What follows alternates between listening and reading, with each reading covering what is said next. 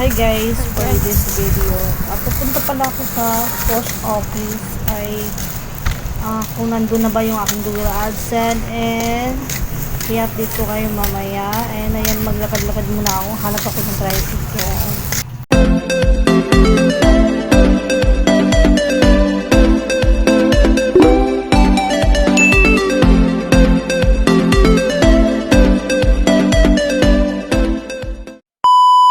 Guys, sobrang saya ko. Nakita ko na. I got this. Ayan, nakita ko na rin. Oh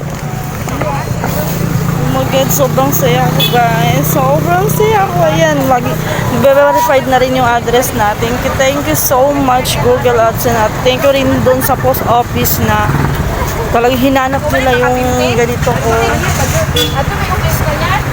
Yun, sobrang saya ko guys. Mission accomplished. Ay, siguro magsiseryoso na ako sa content. Thank you so much. Hey, dumating na yung aking Google AdSense.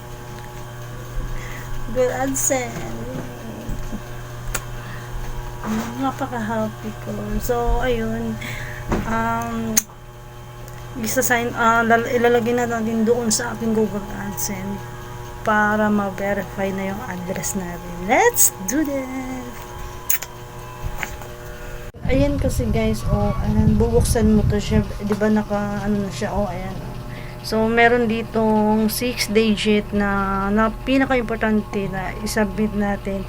So, ito lang naman yung laman niya. So, sa mga nagtataka, sabi nila sahod na daw. Hindi, ito lang talaga yung patunay na verified talaga ang iyong YouTube, and tsaka dapat pag nagbayad si YouTube dito, dapat verified yung account mo niyan. So ayun na nga, na-verify na nga natin. So congrats sa atin, and maraming salamat po sa inyo, and God bless.